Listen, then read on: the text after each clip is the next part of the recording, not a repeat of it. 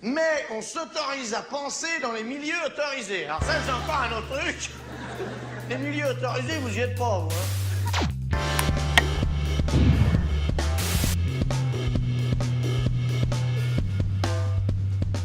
Bonjour à toutes et tous. Vous savez qu'il est particulièrement difficile ces derniers temps, à cause des restrictions liées au Covid, d'exercer ses droits civiques. Ça n'empêche absolument pas le gouvernement de faire passer des lois très importantes et même en procédure accélérée. Le 24 novembre dernier, en particulier, a été adoptée par l'Assemblée nationale la loi sécurité globale qui implique toute une série d'innovations tout à fait inquiétantes et de restrictions potentielles aux libertés publiques. Cette loi, elle est examinée désormais par le Sénat à partir de ce lundi 3 mars. Et le Sénat a déjà entendu plusieurs juristes à son sujet, dont Olivier Kahn, qui est avec nous aujourd'hui. Merci beaucoup, Olivier Kahn, d'être là. Vous êtes professeur de droit pénal à l'Université de Tours. Vous avez été praticien du droit auparavant, en cabinet d'avocat. Et vous êtes l'un des 7 participants du film Sécurité globale, de quel droit?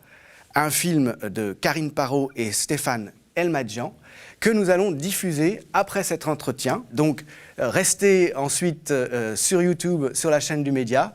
Karine Parot, Stéphane Elmadjian et leurs producteurs nous ont fait la gentillesse d'accepter que ce film soit diffusé sur le Média. Il est déjà visible sur Vimeo, mais nous avons pensé qu'il était particulièrement important de proposer à ceux qui sont abonnés à la chaîne du Média de le visionner. Ce sont 45 minutes, c'est pas très long, d'analyse passionnante par 7 juristes, donc, dont vous, Olivier Kahn, concernant les implications qui sont, à vrai dire, assez terrifiantes de cette loi sécurité globale. Alors, ce concept de sécurité globale, d'où vient-il? On apprend dans le film que vous verrez tout à l'heure qu'il y a une revue qui s'appelle Sécurité globale, qui existe depuis 2007 en France et qui pousse en quelque sorte cette notion et toutes les implications qui vont avec jusqu'à la loi, pour faire adopter une loi comme celle qui est en train d'être examinée.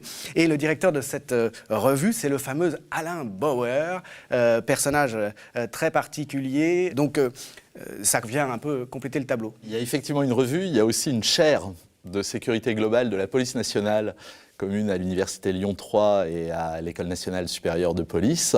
Et effectivement, cette notion de sécurité globale est une notion intéressante en ce qu'elle était inconnue jusqu'alors du droit français. C'est une notion qui s'est développée après la guerre froide. À la fin de la guerre froide, vous vous en souvenez, est publié un ouvrage qui a eu un certain retentissement, un ouvrage d'un dénommé Fukuyama qui s'appelait « La fin de l'histoire ou le dernier homme ».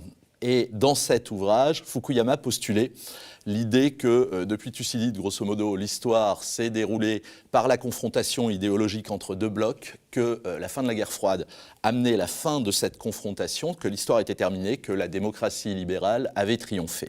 Cette thèse va beaucoup inquiéter les cercles militaires, puisque, évidemment, plus de guerre, plus besoin de militaires et donc réduction des budgets. Très inquiétant, plus de guerre quand même. Les militaires vont donc réfléchir à des alternatives. Alors la première alternative, ça va être l'alternative humanitaire, c'est-à-dire que les militaires ont une capacité de projection et une capacité logistique qu'ils vont pouvoir mettre au service des États, d'autant qu'on est à la période où se développe aussi la notion d'ingérence humanitaire et autres. Donc ce sera le premier aspect. La fin de l'histoire paraît en 92 et en 96, un deuxième livre paraît d'un dénommé Huntington, livre qui, vous le savez, s'appelle donc « Le choc des civilisations » et qui postule une thèse complètement différente, c'est qu'effectivement, cette fin de la guerre froide va entraîner une modification des formes de confrontation avec une confrontation qui ne sera plus étatique, fondée sur la frontière et la logique westphalienne, mais fondée sur les civilisations, la confrontation entre les civilisations, avec 2 choses principalement, la fin de la confrontation interétatique pour voir émerger de nouvelles formes d'adversaires, et puis ces nouvelles formes d'adversaires s'incarnant dans des groupes terroristes, dans des groupes criminels, mais disposant d'une puissance quasi équivalente à celle des États, ce qu'on va appeler donc les nouvelles menaces contemporaines.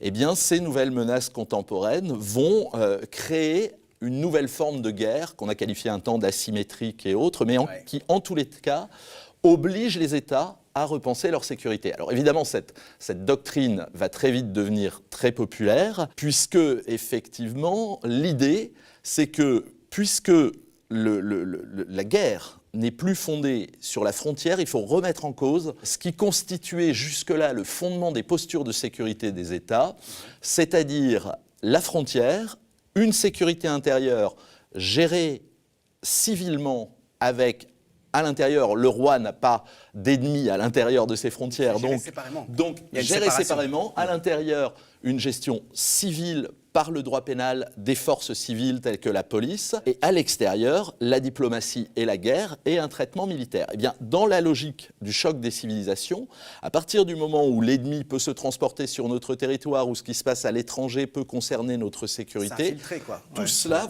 tout cela disparaît au profit d'une idée. Et c'est là qu'apparaît donc la doctrine de la globalisation de la sécurité, au profit d'une idée qui voudrait que l'État dispose d'un certain nombre de moyens sécuritaires et qu'il doit pouvoir déployer l'ensemble des moyens, non plus en fonction de la distinction intérieure-extérieure, mais en fonction de la nature de la menace. Et donc, déployer l'armée sur le territoire national si c'est nécessaire, utiliser des moyens civils en dehors des frontières, et en tous les cas, disposer de tous ces moyens de sécurité publics, privés, civils, militaires, à sa guise, de manière utilitariste, en fonction de la nature de la menace et non plus en fonction de l'intérieur ou de l'extérieur. Alors cette doctrine va évidemment faire florès, elle va avoir un certain succès, et à partir de 2001, elle va être formalisée, c'est-à-dire que la décision d'entrer en guerre contre le terrorisme prise par les États-Unis après les attentats du 11 septembre 2001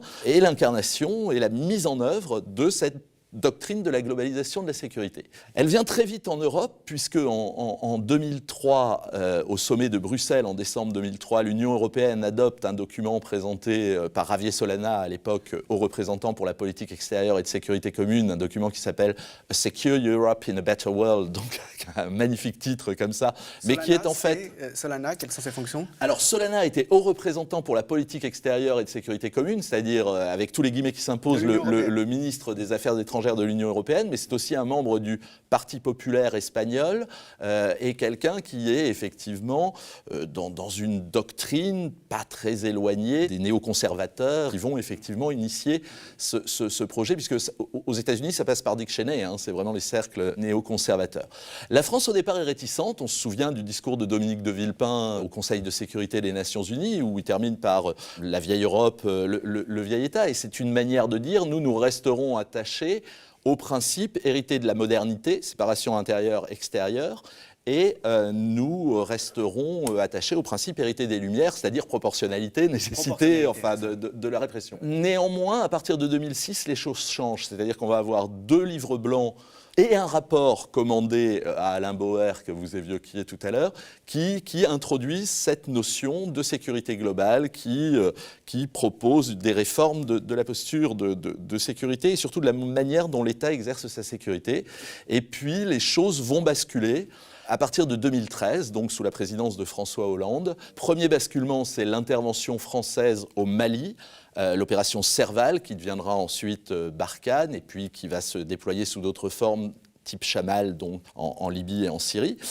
Et c'est cette idée qu'on intervient militairement, mais pour lutter contre une forme de criminalité. Donc là, on est complètement dans la logique de la globalisation de la sécurité. À l'extérieur, c'est ça. On envoie l'armée, mais pour lutter contre des terroristes. Et ça va se traduire, donc, opération extérieure contre une forme de criminalité, puis à partir de 2015, opération Sentinelle, donc opération intérieure sur le territoire national, et elle est annoncée comme ça. Voilà. C'est chez nous. Le Drian, à l'époque ministre de la Défense, annonce que Sentinelle, qui convertit Vigipirate, sera une opération intérieure comme il y a des opérations extérieures. Donc c'est le retour de l'armée sur le territoire national en opération. On a un débat sans vote, évidemment, à l'Assemblée nationale qui énonce cette nouvelle doctrine de l'usage des militaires dans la lutte contre le terrorisme sur le territoire national, et donc non plus cette idée de réquisition pour les moyens non disponibles pour les autorités civiles, mais vraiment cette possibilité d'utiliser l'armée sur le territoire. Donc ça, c'est l'aspect extérieur-intérieur militaire. Et puis, on a, à partir de la loi Cazeneuve en 2014, cette posture intérieure, cette redéfinition de la sécurité intérieure, où le pénal n'est plus l'unique moyen de lutter contre les criminels. La loi Cazeneuve, c'est la mise en concurrence du droit administratif et du droit pénal, avec des mesures prises par le ministre de l'Intérieur pour lutter contre le terrorisme en amont, mais aussi au retour de théâtre d'opération. Et puis toutes ces lois qui vont se succéder jusqu'à donc la loi sécurité globale. Alors il y a toute une série de lois antiterroristes qui vont être utilisées. Donc vraiment, encore une fois, le terrorisme va servir de laboratoire, c'est-à-dire confusion entre la police administrative, prévention des infractions, et la police judiciaire, répression des infractions, mélange de la sécurité privée, la sécurité publique, intervention du militaire sur le territoire et hors du territoire pour lutter contre cette criminalité. Donc tout ce maelstrom se met en place et puis se termine donc par cette loi, sécurité globale, rebaptisée en droit français, ou en tous les cas dans la logique des parlementaires qui ont présenté cette loi, continuum de sécurité. L'exposé des motifs est très clair. Le continuum de sécurité, c'est il y a environ 150 000 fonctionnaires police et de gendarmerie, mais il y a 21 500 policiers municipaux et il y a plus de 100 000 agents de sécurité privée. Pardon, merci. Et donc, l'un dans l'autre, je vous ai dit 150 000, c'est 200, un peu plus de 200 000 avec les policiers et les gendarmes. Et donc, l'idée, c'est d'arriver, en mélangeant tout ce petit monde et en répartissant les compétences entre ces personnes, à 400 000 personnes susceptibles d'exercer des missions de sécurité sur le territoire. Alors avec tous les problèmes juridiques que ça pose sur lesquels nous pourrons revenir. Ce qui est impressionnant dans le descriptif historique que vous avez fait, c'est comment on passe de la guerre contre un ennemi extérieur à la guerre contre des terroristes à l'extérieur, à la guerre contre des terroristes à l'intérieur, et finalement à un dispositif de surveillance généralisée de toute la population, terroriste ou pas, puisque quiconque peut potentiellement commettre une infraction va se trouver concerné par le dispositif répressif de la loi sécurité globale, qui a quand même une dimension, on le voit très bien dans le film, préventive. C'est-à-dire que dans ce continuum de sécurité, il va y avoir de plus en plus l'idée que la surveillance généralisée a aussi pour vocation, puisqu'il faut garantir la sécurité absolue de tous, une prévention des actes délictueux possibles. Oui, mais c'est aussi ce qu'il y a d'intéressant dans cette loi, c'est-à-dire quand vous prenez les dispositions sur la vidéosurveillance, qui sont très très nombreuses, et particulièrement donc cette innovation qui était rendue nécessaire, là aussi on pourra y revenir, qui était rendue nécessaire par un certain nombre de décisions du Conseil d'État prises contre la préfecture de police de Paris à l'occasion, à propos des drones. Voilà, mais vous avez donc l'introduction dans le Code de la sécurité intérieure de cette possibilité d'utiliser les drones. Soit, effectivement, on n'avait pas de cadre légal, l'instrument existe, il est déjà utilisé. Le ministère de l'Intérieur a lancé un grand programme d'achat de plusieurs centaines de drones, donc il est temps de légiférer pour pouvoir utiliser ces instruments. Ce qui est très intéressant, c'est d'abord qu'on ne précise pas les autorités qui vont pouvoir les utiliser, c'est-à-dire qu'il est grosso modo dit que les fonctionnaires de police ou les militaires de la gendarmerie ou les forces diverses et variées qui disposeront de drones pourront les utiliser, mais surtout ce qui est intéressant, c'est que dans les finalités, puisque évidemment le drone constitue potentiellement une atteinte à la vie privée, que c'est un traitement de données personnelles au sens du droit européen, donc on a toute une série de contraintes qui s'imposent, et donc on prévoit une liste de finalités. Or, cette liste de finalités est tout à fait intéressante puisqu'elle regroupe à la fois la prévention et la répression, c'est-à-dire à la fois des mesures de police administrative destinées à prévenir la commission d'une infraction et des mesures de police judiciaire destinées donc à en permettre la répression. Or, juridiquement, théoriquement, ces mesures relèvent de la compétence d'autorités différentes, c'est-à-dire le préfet pour la police administrative, le procureur de la République au moins, voire le juge de la liberté et de la détention pour ce qui est police judiciaire. On a vu en matière de géolocalisation, par exemple, que en 2013 et 2014, la chambre criminelle de la Cour de cassation dit que les mesures sont tellement intrusives, tellement potentiellement attentatoires à la vie privée et aux droits fondamentaux des personnes, qu'il faut qu'un juge intervienne pour les mettre en œuvre, et elles ne peuvent s'exercer que sous le contrôle du juge. Or, dans la loi sécurité globale, le juge est absent. C'est-à-dire qu'y compris lorsque la finalité du texte va être de collecter les preuves d'une infraction, et on a un exemple très concret qui est qu'au moment des débats parlementaires, on a rajouté au nombre des finalités la lutte contre les rodéos urbains. Vous savez, ces jeunes gens qui font des rodéos à moto ou avec d'autres véhicules, qui évidemment mettent leur sécurité en danger, mettent la sécurité des autres usagers de l'espace en danger, et qui posent un problème, puisque évidemment si la police intervient, ils s'enfuient, et le danger qu'ils créent pour eux-mêmes et pour autrui est encore plus important. Donc effectivement, on dit qu'il faut utiliser des drones pour pouvoir identifier ces individus. Mais à partir du moment où on va envoyer des drones sur un rodéo urbain, et les débats parlementaires le confirment, c'est pour identifier les auteurs d'une infraction qui a été introduite récemment dans la législation. Il y a une infraction de rodéo.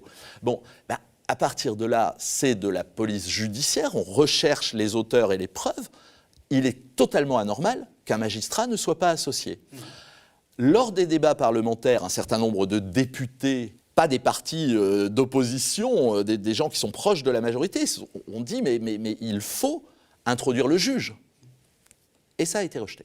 Et il n'est pas question de voir le juge débarquer dans ces systèmes qui mélangent pourtant prévention et répression. C'est-à-dire que donc avec ces images dont la captation est massifiée via drone, mais via aussi toute une série d'autres dispositifs qui sont inclus dans la loi, caméras sur les bus, sur les moyens de transport, caméras aux arrêts de bus, il va y avoir un stockage de ces images sans but particulier au départ, mais à partir de cette masse de données, on pourra y revenir, disons, identifier des gens dans une logique de surveillance, en fait, qui n'est plus une logique de répression des infractions, mais une logique de surveillance généralisée qui pourra aboutir à une répression plus tard, éventuellement, et toujours sans présence des juges, enfin sans que l'instance judiciaire soit là. Oui, c'est ça. C'est-à-dire que alors, sur le développement, ce que vous avez appelé la massification de la vidéosurveillance, on peut dire un mot, effectivement, c'est très impressionnant dans ce texte, puisqu'il est prévu, effectivement, de développer non seulement la vidéosurveillance fixe, c'est-à-dire, par exemple, de permettre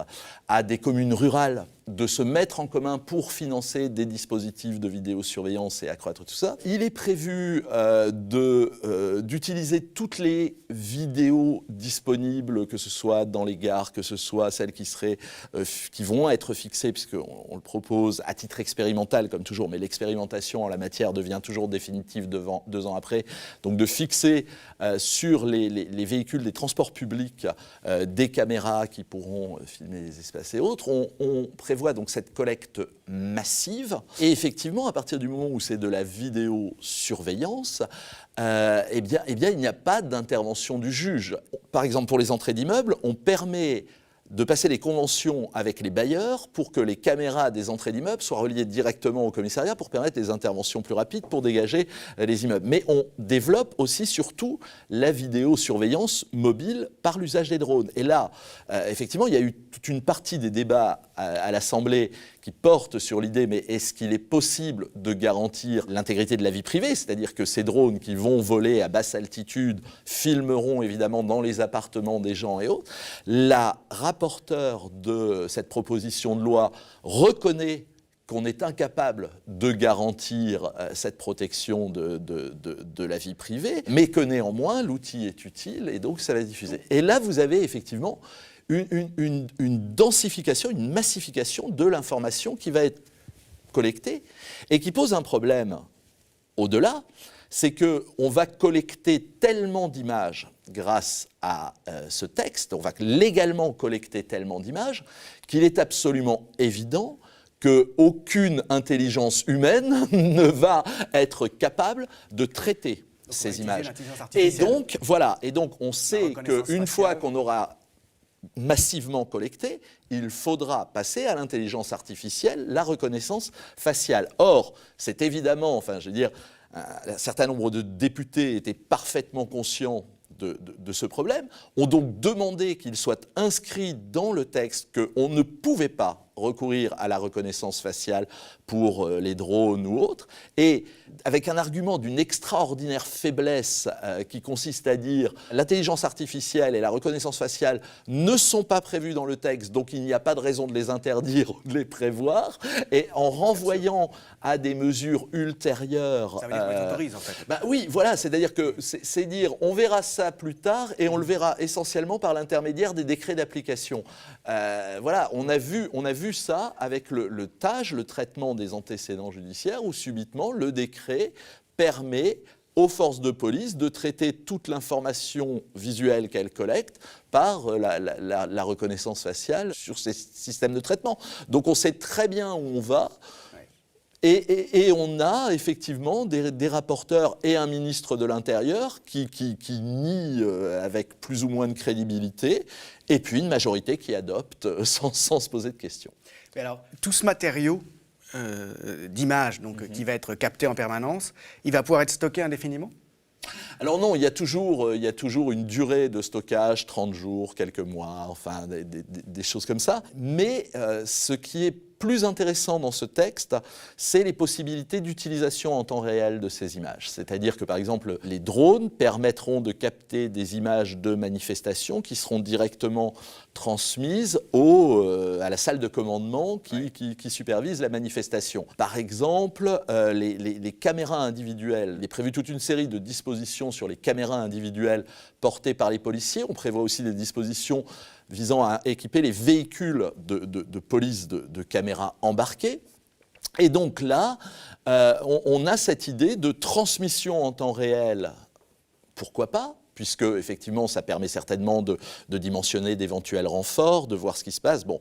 Mais ce qui est plus gênant, c'est qu'on dit ensuite, si vous voulez, la contrepartie de la caméra individuelle, et surtout du fait qu'en France, contrairement à d'autres pays, il est prévu que c'est le policier lui-même qui déclenche sa caméra et qu'il n'est pas obligé de filmer en permanence. La contrepartie, c'était que ces policiers n'avaient pas accès à ce qu'ils filmaient.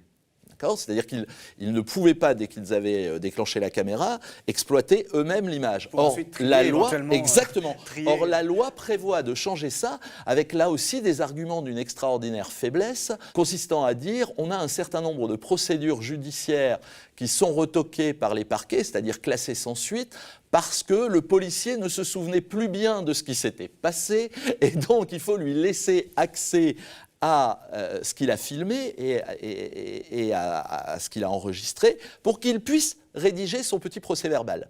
Vous voyez ? Et là, c'est quand même une très grande finesse. En revanche, on pourrait réfléchir à cela. C'est-à-dire que, puisque le ministère de l'Intérieur dit on va équiper l'ensemble des équipages de police d'une caméra, on va équiper l'ensemble des véhicules d'une caméra, et qu'on a un problème de preuve, eh bien, l'autre façon de procéder, et ce n'est pas une façon de procéder dans des États qui seraient affreusement laxistes, l'autre façon de procéder, c'est de dire tout policier qui sort en opération, qui intervient, doit déclencher sa caméra, doit déclencher son véhicule, la caméra embarquée sur le véhicule, on enregistre tout ça, et ensuite ce matériel pourra être transmis au magistrat à titre probatoire. Mais là, si vous voulez, c'est vraiment le beurre et l'argent du beurre. C'est-à-dire que le policier décide de ce qu'il filme, il peut ensuite vérifier lui-même ce qu'il y a là-dedans, donc décider s'il transmet. Si ce que montre la vidéo ne plaît pas au policier, on aura ce qu'on a vu dans toute une série de procédures au moment des Gilets jaunes pour les tirs de lanceurs de balles de défense. Subitement, la vidéo n'a pas fonctionné, on n'a pas enregistré, voilà. Donc non, soit on filme, et alors c'est pas le policier qui décide ce qu'il filme, et on filme en permanence, et c'est au juge, officier de police judiciaire d'abord, et ensuite au juge d'exploiter ce qu'il y a, soit on ne filme pas. Ce continuum de sécurité qui est au cœur de la loi, il fusionne en quelque sorte les forces de l'ordre traditionnelles avec des attributions régaliennes, donc la police et la gendarmerie, avec les polices municipales, et avec, il me semble que le film disait, 165 000 pour l'instant, agents de sécurité privés. Il y a une forme de privatisation de la surveillance et de la police qui est au cœur de la loi, me semble-t-il, et à laquelle tiennent beaucoup les concepteurs de la loi. Ouais. Oui, la notion de continuum de sécurité, c'est ça. C'est-à-dire que jusque-là, il y avait cette idée que la police est une fonction régalienne par excellence et qui n'est donc pas susceptible de délégation de service public. Ça, c'était la jurisprudence du Conseil d'État, ce qu'on appelle la jurisprudence Castelnaudary, où oui, on ne peut pas déléguer à des autorités privées les missions régaliennes de police. La réflexion dans le cadre de la globalisation de la sécurité et donc du continuum de sécurité est un peu différente, consiste à dire on a donc des agents de sécurité privée, certes, mais qui sont disponibles. On a de l'autre côté un nombre insuffisant de fonctionnaires de la police et de militaires de la gendarmerie pour exercer l'ensemble des missions de sécurité. On a aussi, parmi ces missions, des missions qui déplaisent à ces fonctionnaires de police, ce qu'on appelle les missions plante verte, c'est-à-dire toute la garde statique. Donc, fusionnons tout ce petit monde, et donc la distinction n'est plus entre ce qui relève de l'État et ce qui relève du privé, mais la distinction s'opère en fonction des missions. Donc vous allez avoir, à l'intérieur de cette logique du continuum de sécurité, les fonctions qui continueront d'être réservées à la police nationale et à la gendarmerie nationale, c'est-à-dire l'essentiel de la police judiciaire, pas toute la police judiciaire, une partie va relever de la police municipale, on va pouvoir en dire un mot aussi, mais donc les fonctions de maintien de l'ordre, qui relèveront aussi évidemment de la police nationale et de la gendarmerie nationale, mais à côté de ça, toute une série, soit de contentieux de masse, qui peuvent être délégués vers la police municipale pour soulager les effectifs de police et puis aussi pour multiplier les agents susceptibles de verbaliser. Puisque le contentieux de masse, qu'est-ce que c'est ? Alors les contentieux de masse, c'est quoi ? Ce sont des contentieux extrêmement volumineux, répandus, des infractions d'une petite et moyenne délinquance essentiellement répandues dans les espaces urbains ou périurbains, qui consistent essentiellement dans des infractions au code de la route, mais aussi dans si on prend la liste qui est établie par la loi sécurité globale, c'est la consommation de stupéfiants dans l'espace public. Ce sont des choses comme ça. Alors, ça va pouvoir être délégué. Ça va pouvoir être délégué à la police municipale. Il est question de sous-traitance. C'est quasiment de la sous-traitance, c'est presque ça. C'est-à-dire, si vous voulez, il y a deux manières de l'interpréter. La première, cette délégation vers la police municipale, si vous l'interprétez de manière, je dirais, optimiste ou positive, c'est l'idée de dire qu'on a affaire à des comportements qui sont des comportements très nombreux, qui sont des comportements qui n'impliquent aucun travail d'enquête, c'est-à-dire c'est juste la constatation, le défaut de permis de conduire, la personne a un permis de conduire ou elle n'en a pas, le défaut d'assurance, c'est la même chose, la consommation de stupéfiants dans l'espace public, il n'y a pas besoin d'enquête, donc on a, à partir du moment où aucun travail d'enquête n'est nécessaire, la compétence d'un policier municipal va pouvoir s'exercer. Je ne dis pas que ce n'est pas un peu méprisant pour les policiers municipaux, mais l'idée est un peu celle-là. Donc, on va déléguer ce contentieux massif vers les policiers municipaux pour que plus de comportements soient sanctionnés. Deuxième interprétation, c'est un contentieux qui, disons-le, embête les policiers. C'est-à-dire que c'est la vente à la sauvette fait aussi partie de ça. Quand vous interpellez pour vente à la sauvette, vous devez faire un procès verbal, le transmettre et autres. C'est long, c'est beaucoup de paperasse pour des types de procédures qui, en général, ne prospèrent pas devant les tribunaux. Donc, les policiers... Alors, il y a une attitude ambiguë des policiers. Si vous lisez le livre publié par Valentin Gendreau, Flic, qui est paru l'année dernière, il montre bien qu'il travaille dans une unité où il y a un officier qui, pour faire du chiffre, pour satisfaire à la politique du chiffre, ne fait que de la sauvette. Parce que la sauvette, c'est super, il en fait 14-15 par jour, il a les meilleurs stades du commissariat et il satisfait à la politique du chiffre, puisque la sauvette est un délit, donc il fait du délit. Mais d'autres policiers, disons plus sérieux, considèrent que ce contentieux volumétrique, c'est beaucoup de paperasse pour très peu de résultats, puisque ça ne prospère pas en justice, et donc que c'est un contentieux dont ils veulent se débarrasser. L'autre aspect, c'est là la sécurité privée, et là on est complètement dans cette deuxième logique de se débarrasser de missions qui encombrent les services de police, et on peut l'entendre, je dirais, enfin c'est pas en soi complètement extravagant. L'idée de dire donc que les missions plante verte, surveillance d'une école, d'un édifice religieux ou autre, n'a pas nécessairement besoin d'être exercée par un fonctionnaire de police. Alors ça pose deux problèmes néanmoins. Le premier problème, c'est que évidemment, on va payer avec les finances publiques la sécurité privée pour exercer une mission décidée par le régalien. Et donc ça, c'est des budgets extraordinaires et on en arrive à la sous-traitance dont vous parliez. Et la Cour des comptes a bien montré que cette délégation vers le privé coûte une fortune, que c'est beaucoup plus cher que si l'État fait lui-même. Et puis le deuxième problème que ça pose, c'est qu'à partir du moment où vous leur confiez des missions antiterroristes, puisque c'est ça ce qui est prévu par la loi sécurité globale, c'est des missions dans le cadre de la lutte contre le terrorisme de garde statique, eh bien vous devez aussi leur donner plus de moyens. Et donc on transfère vers ces agents de sécurité privée un certain nombre de compétences en matière de palpation de sécurité, de fouille des bagages des gens, qui sont des compétences qui posent problème. Voilà, longtemps, il fallait le contrôle d'un officier de police judiciaire pour exercer ce genre de choses. Aujourd'hui, on dit la sécurité privée peut le faire. Et en contrepartie, on dit mais on va mieux trier les agents de la sécurité privée, on va améliorer la qualité du recrutement et de la formation, mais on confie tout ça à l'organe de supervision, de régulation de la sécurité privée qui est le CNAPS, qui est une institution dont la composition permet de penser qu'elle pose peut-être quelques questions en termes de conflit d'intérêts. C'est-à-dire ? C'est-à-dire que vous avez des représentants de ces entreprises de sécurité privée qui sont aussi chargés de les réguler. Donc vous savez, c'est l'éternel problème de la régulation. Quand vous demandez à un délinquant potentiel de s'auto-réguler, en général, il ne tape pas là où ça fait mal. Enfin, imaginez si on allait dire aux trafiquants de stupéfiants qu'ils pouvaient traiter en termes de conformité et de régulation. C'est ça. Mais il y a quand même un troisième effet aussi à ce que vous dites, me semble-t-il, mais qui n'est pas là... technique juridique, c'est qu'il y a un développement possible d'une capillarité de la surveillance et de la répression beaucoup plus grand. Je veux dire, quand vous dites, voilà, celui qui fume un joint dans l'espace public, là, il ne pouvait pas être réprimé finalement parce que c'était trop compliqué. Si on délègue ces fonctions pour tous les aspects, de la toute petite délinquance, qui est à peine une délinquance si on veut, il va y avoir quand même une sorte de répression généralisée, beaucoup plus forte qu'auparavant. Le risque existe. Enfin, en tous les cas, ce qui est intéressant, c'est que c'est vrai qu'on est passé très vite. L'exemple que vous prenez, c'est la consommation de stupéfiants dans la rue. Donc, d'abord, la France est un des derniers États à avoir encore, pour ce qui est de la consommation du cannabis, une répression délictuelle avec des peines de prison encourues. Ça plaît beaucoup à Darmanin, au ministre Darmanin, qui veut relancer ça, qui pense que c'est une priorité. C'est ça fait partie. Bon, c'est aussi très, très intéressant parce que ça fait du chiffre, ça fait... Voilà. Bon. Mais on a toujours un délit.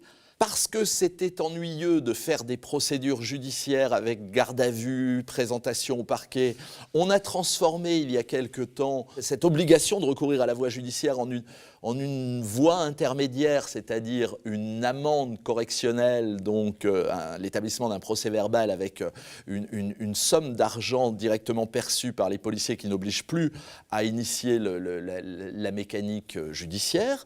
Et puis maintenant, on passe à la possibilité pour les policiers municipaux de verbaliser ce type de comportement. Donc vous étendez effectivement le champ répressif parce que vous multipliez les gens susceptibles d'intervenir et vous abaissez le niveau de protection puisqu'il y a plus aucun magistrat qui interviendra. Donc ça veut dire quoi ? Ça veut dire qu'ultimement, vous allez avoir des individus qui, hors de tout contrôle d'un magistrat, vont être contrôlés par un policier municipal dont la qualité de la formation est, disons, diverse et variée en fonction des municipalités qui les emploient.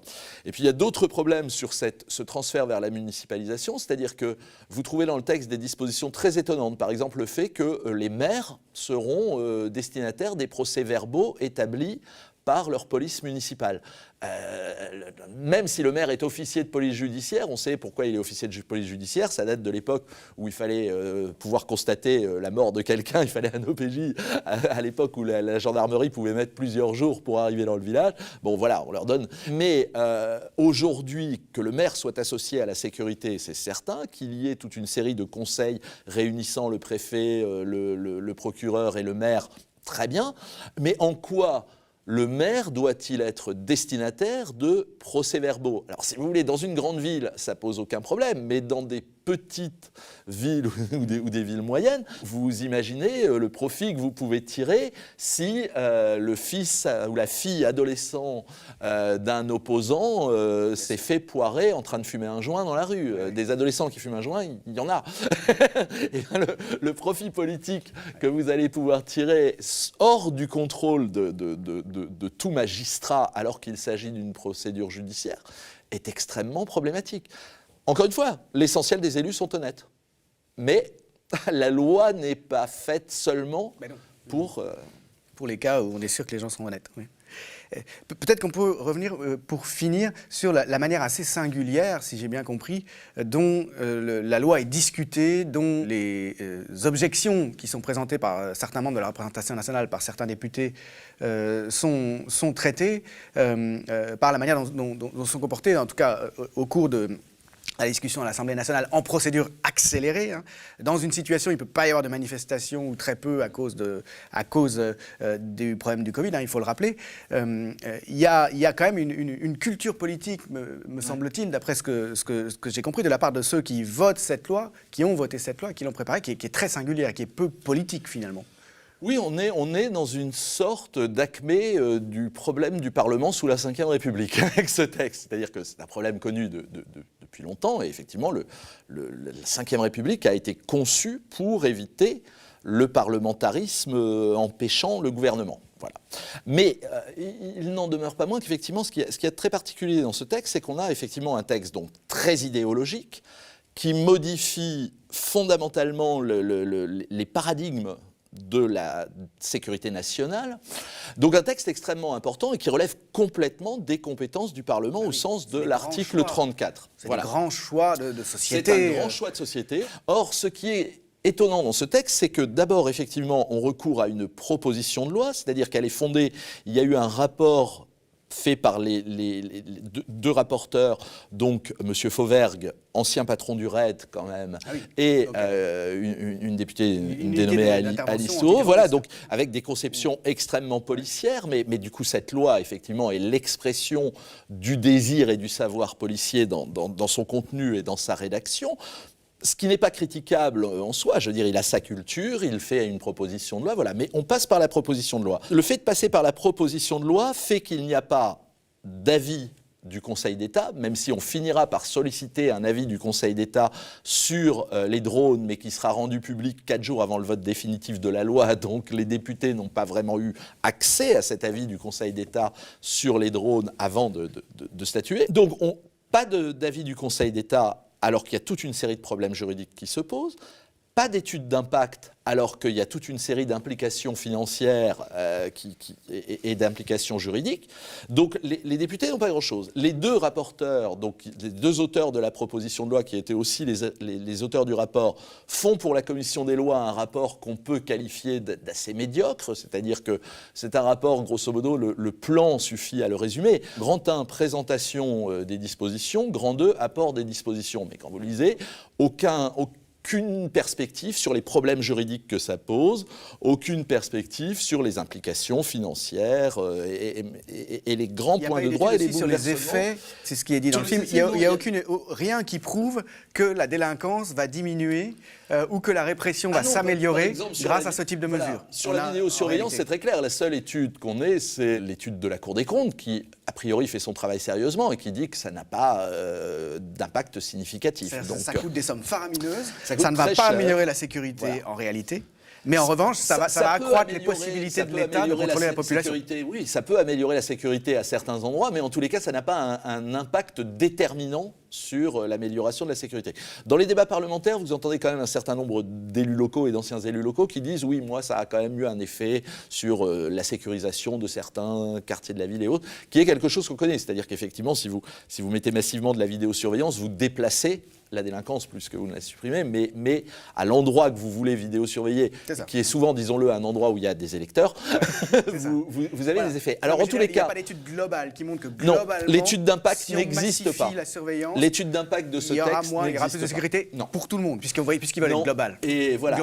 Non, mais là effectivement, il n'y a rien de tout ça. Et alors, les débats parlementaires sont assez curieux, effectivement.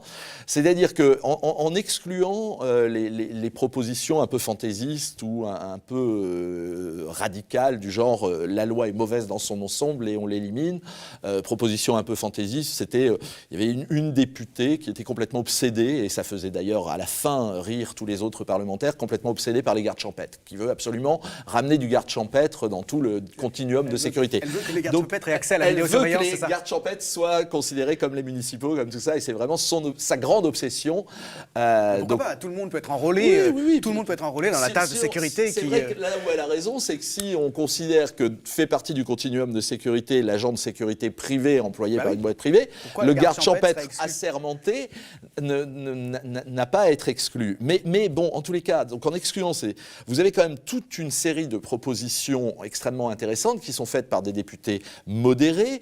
Pour l'une d'entre elles, ancienne juge extrêmement célèbre, qui dit « mais on a un problème avec cette vidéo », et députée d'un parti qui soutient l'actuelle majorité. Eh bien, les réactions sont...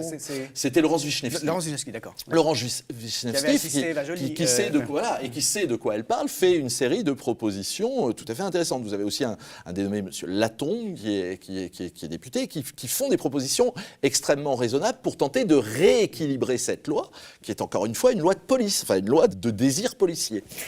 Et la manière dont ils sont traités est tout à fait étonnante. C'est-à-dire que vous allez avoir de la part des rapporteurs une espèce de façon de refuser systématiquement toute proposition qui altérerait leur volonté sur le texte. Donc c'est défavorable, défavorable. En général, on ne s'explique pas. Quand on s'explique, c'est des arguments d'une extraordinaire faiblesse, c'est-à-dire que les arguments des rapporteurs sont soit de l'ironie, ça c'est essentiellement M. Fauvergue, soit des arguments consistant, on va dire pour Mme Touron, on a travaillé pendant 2 ans et demi, donc puisqu'on a travaillé pendant 2 ans et demi, le projet est bon, il n'a pas à être modifié, ou des arguments consistant, alors sur l'intelligence artificielle par exemple, c'est tout à fait édifiant, c'est de dire...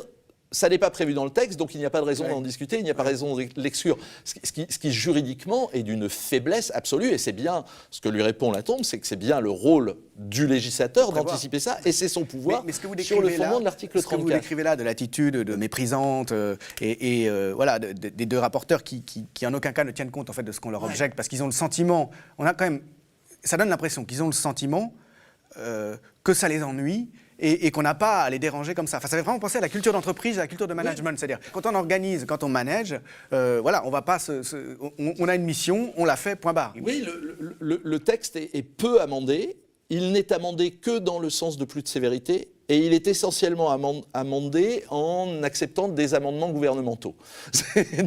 donc c'est quand même, il y a une logique dans la manière dont on conçoit le travail parlementaire. Quand vous parlez de logique d'entreprise ou logique managériale, c'est effectivement un petit peu ça quand même. C'est-à-dire qu'il y a une logique, le texte ne peut être amélioré que par la direction. Il ne peut pas être amélioré par la masse. C'est une situation dans laquelle la représentation nationale n'est pas souveraine, du coup. Elle n'est pas conçue comme souveraine par ses rapporteurs. Elle est, en tous les cas, bon, c'est aussi lié à la procédure accélérée. Et bon, mais par exemple, on discute de choses très très importantes au milieu de la nuit. Voilà, on fait des débats qui durent jusqu'à 5 heures du matin.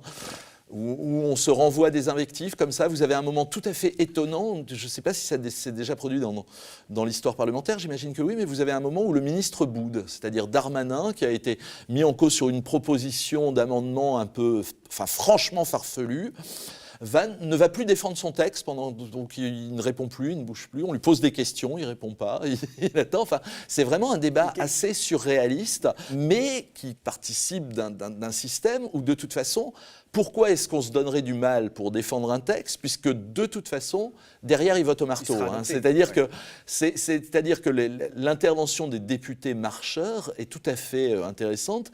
Ils n'apportent jamais véritablement d'arguments au soutien du texte.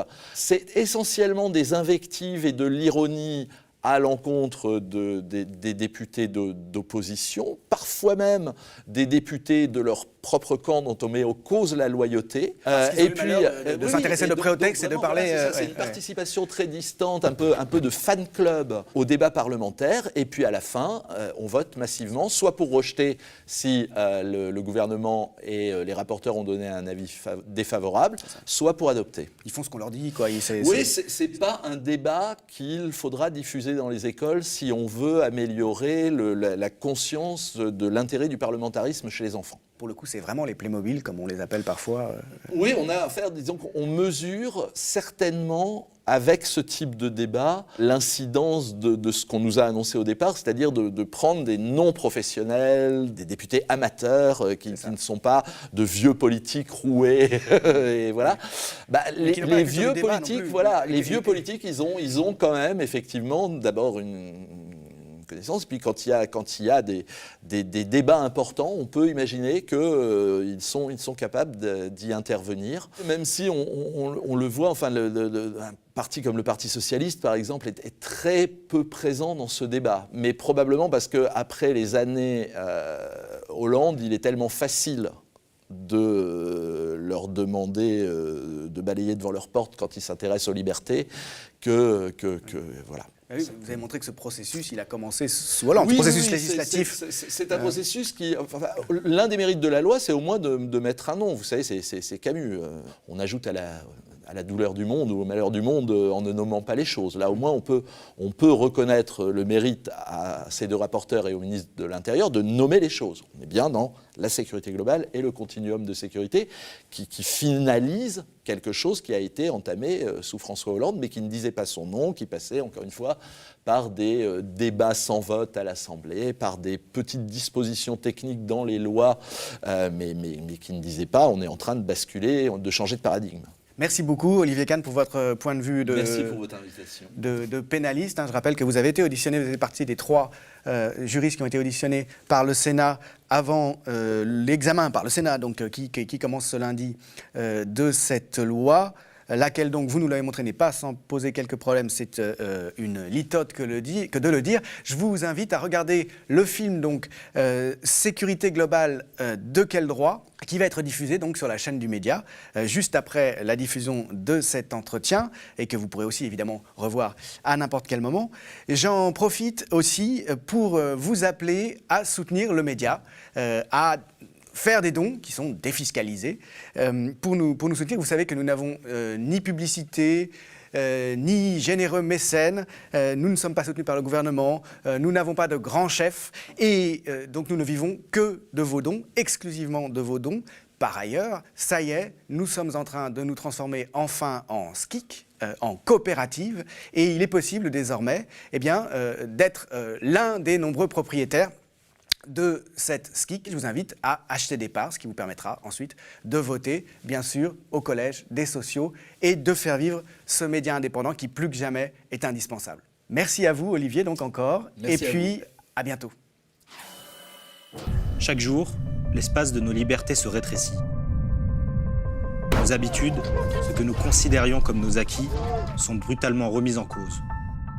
Dans la période de doute que nous vivons, plus que jamais, la liberté d'informer est un enjeu essentiel qu'il nous faut défendre pour garantir toutes nos libertés. Les médias installés ne cachent même plus leur haine de la contradiction. Il est important de questionner leur légitimité dès lors qu'ils répandent sans honte une propagande gouvernementale et stigmatisent, divisent pour permettre à leurs maîtres de mieux régner. Indigéniste, militant islamiste. Il est de notre devoir de dévoiler les préjugés de ceux-là pour qui un manifestant n'est qu'un délinquant. C'est du maquillage, on vous rassure. Du sang sur un visage, rien que de la peinture, un réfugié, un problème à effacer. Si je retourne au Soudan, est-ce que je vais pouvoir rester en vie ou est-ce que je vais mourir? Notre engagement, c'est de vous donner la parole. À vous, citoyens pacifiques ou en colère, syndicalistes, activistes, indignés, opprimés et oubliés de la République. Penseurs et intellectuels libres. C'est même la finalité de la démocratie que de réviser ses propres institutions.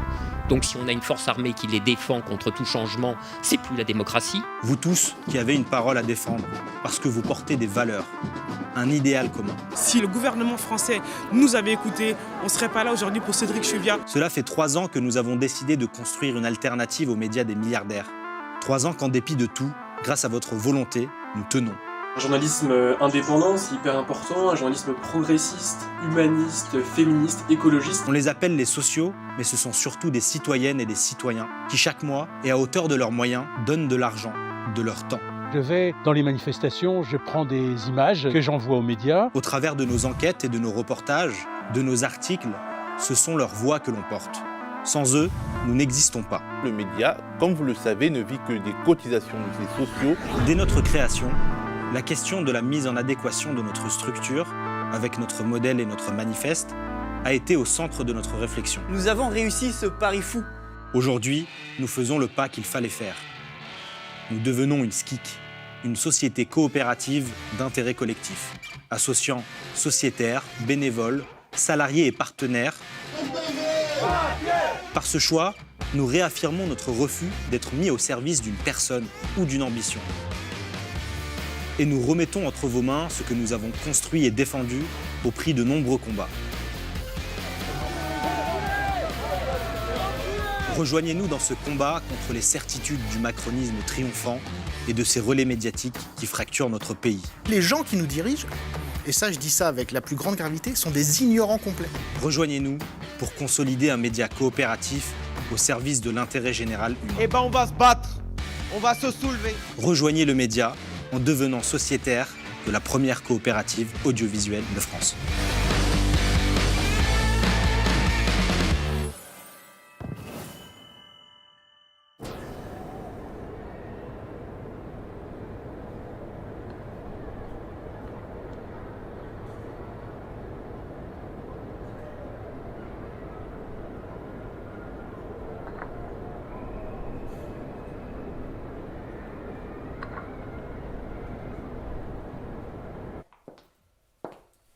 Novembre 2020.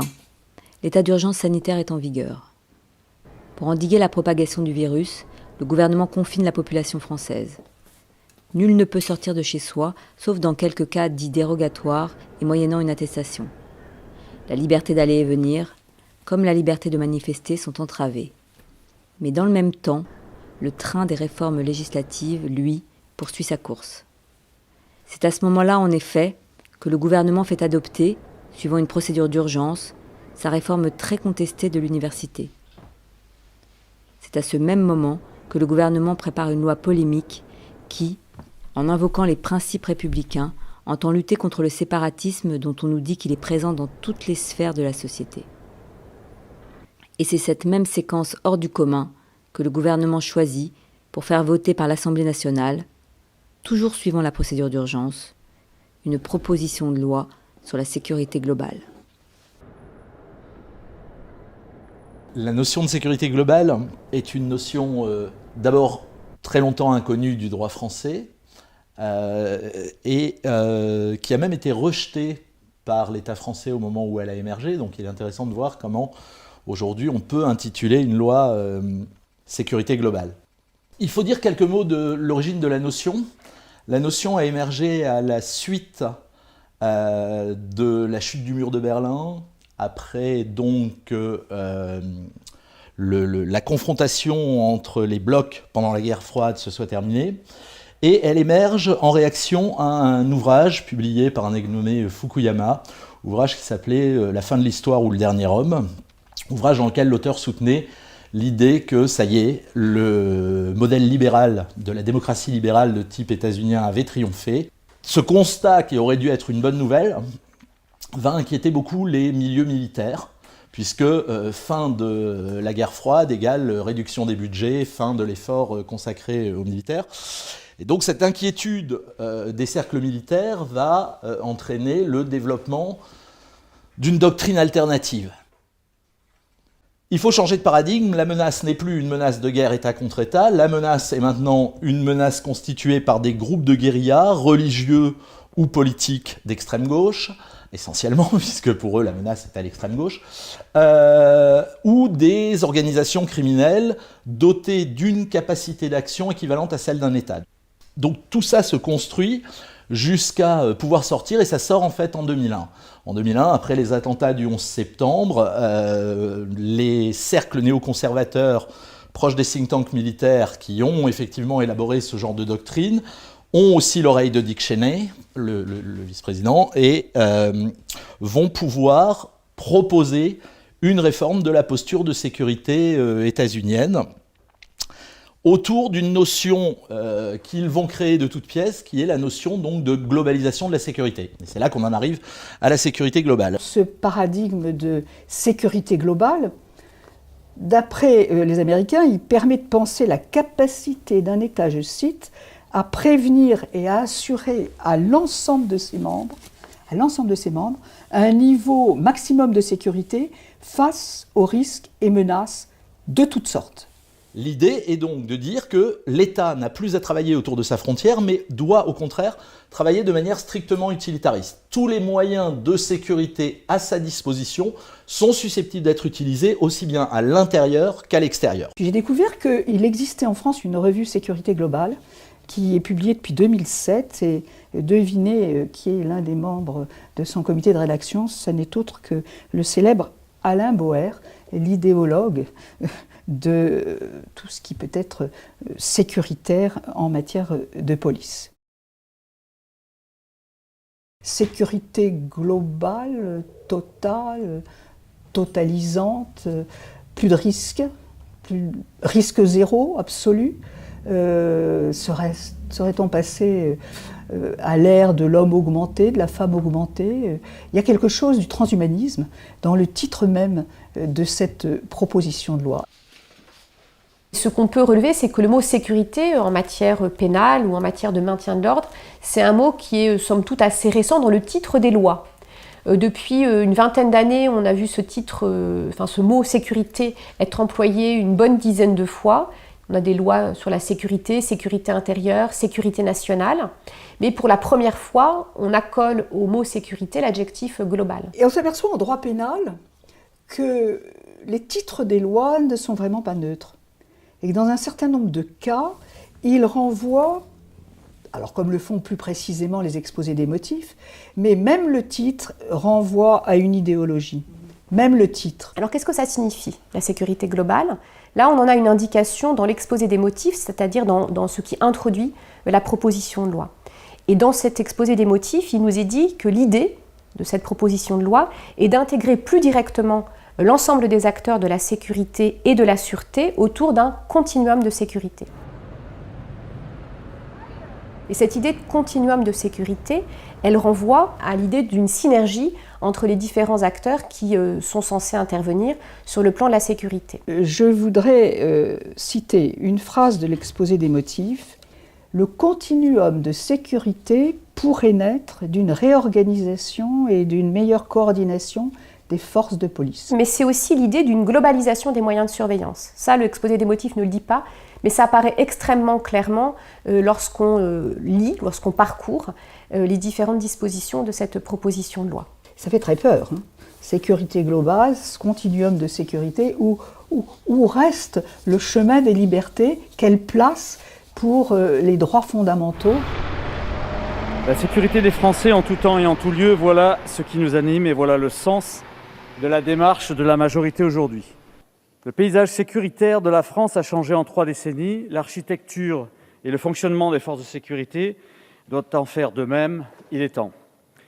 Cette proposition de loi décline et améliore les réflexions contenues dans un rapport remis par Alice Thourot et par moi-même il y a plus de 2 ans au Premier ministre. Il introduisait la notion de sécurité globale. Cette expression a l'avantage d'embrasser les 430 000 membres des forces de sécurité intérieure, des forces régaliennes, police et gendarmerie nationale, des polices municipales et des entreprises privées de sécurité qui concourent à des degrés divers et par des chemins différents à garantir la protection des personnes et des biens.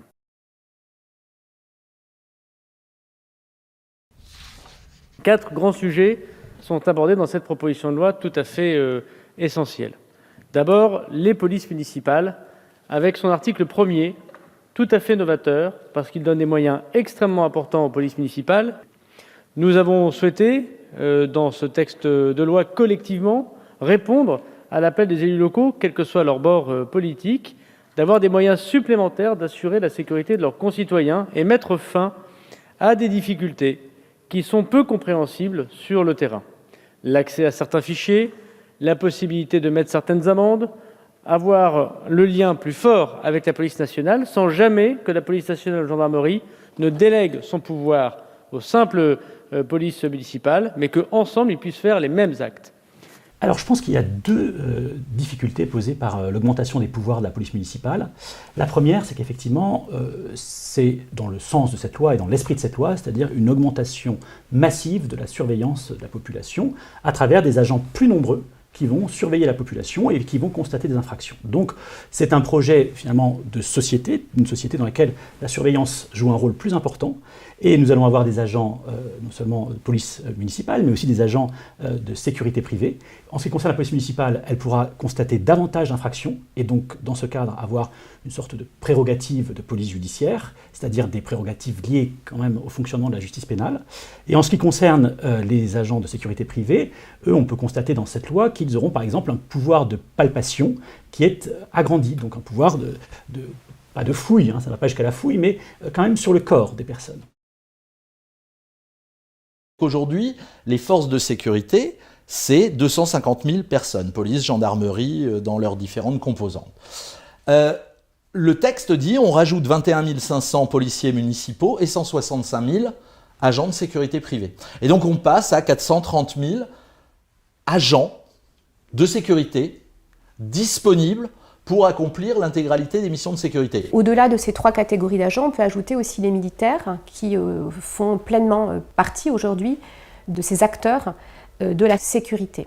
L'idée, c'est de dégager les forces de police et de gendarmerie nationale des missions qui peuvent être accomplies par d'autres. Mais après, évidemment, ça pose toute la question, on pourra y revenir, de la délégation, c'est-à-dire que oui, évidemment, on va déléguer à de la police municipale et dans une moindre mesure à de la sécurité privée des missions régaliennes. La loi sécurité globale contribue à un mouvement qui a déjà été entamé depuis longtemps, c'est-à-dire de renforcement des pouvoirs des polices municipales. Évidemment, les polices municipales sont de plus en plus armées. Ça a été autrefois un débat, est-ce qu'il faut-il ou pas armer les polices municipales? Maintenant, on a le sentiment que ce n'est plus une question.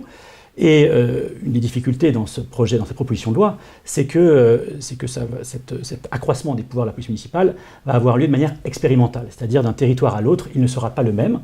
Donc ça pose évidemment des difficultés, parce que d'une part, ce caractère expérimental, il ne faut pas se tromper. En général, quand il y a comme ça des projets ou propositions de loi expérimentales, elles entrent souvent en œuvre ensuite et elles sont généralisées après. C'est la préparation à une généralisation. Et puis, plus dangereux, cette autre phrase que je tire de l'exposé des motifs, les acteurs de la sécurité privée sont un maillon essentiel du continuum de sécurité en France. Il faut développer les conditions d'une relation de confiance en partenariat avec les forces régaliennes, et la phrase se termine par « en encadrant mieux le recours à la sous-traitance ». On assiste à une privatisation de la police. Et en ce sens, on peut se poser la question aujourd'hui de savoir si la police est encore une activité régalienne. Alors en fait, la réponse, elle est clairement non, plus tout à fait. Mais qu'est-ce que vient faire ici ce recours au vocabulaire économique effrayant de la sous-traitance? Est-ce qu'en France, on va en être à sous-traiter une prérogative de puissance publique, des attributions régaliennes par des contrats de sous-traitance?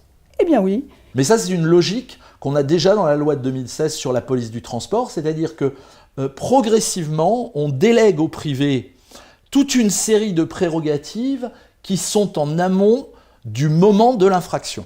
C'est-à-dire que l'idée, c'est qu'ils doivent pouvoir tout faire jusqu'à ce que l'infraction soit constatée, et là, ils font venir la police qui...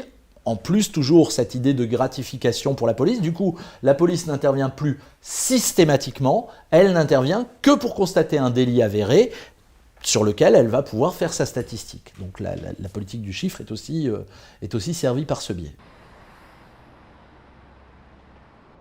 Ce qui est sans doute le plus inquiétant dans cette loi, c'est le projet de société qu'elle porte, non pas dans une ou l'autre des dispositions, mais lorsque l'on regarde l'ensemble des dispositions et qu'on les croise. Il y a d'une part effectivement les pouvoirs de police judiciaire, les compétences de la police municipale, les compétences aussi de la sécurité privée, des agents de sécurité privée, qui donc vont pouvoir de plus en plus observer, surveiller, palper pour les agents de sécurité, constater des infractions pour la police municipale. Et donc un maillage d'agents sur le territoire qui pourront surveiller, regarder, constater, palper la population, qui est déjà impressionnant. Mais si on le combine et on le croise avec l'usage qui se prépare à travers cette proposition de loi. Des images effectivement, qui peuvent être celles de caméras portées par les agents de police. Les images de vidéosurveillance, qui vont être plus importantes. Ces images qui pourront être ensuite recoupées avec d'autres dispositifs de recherche sur Internet, etc. Tout ça conduit vers un mouvement de surveillance assez massif et un maillage du contrôle social qui est bien plus important qu'autrefois.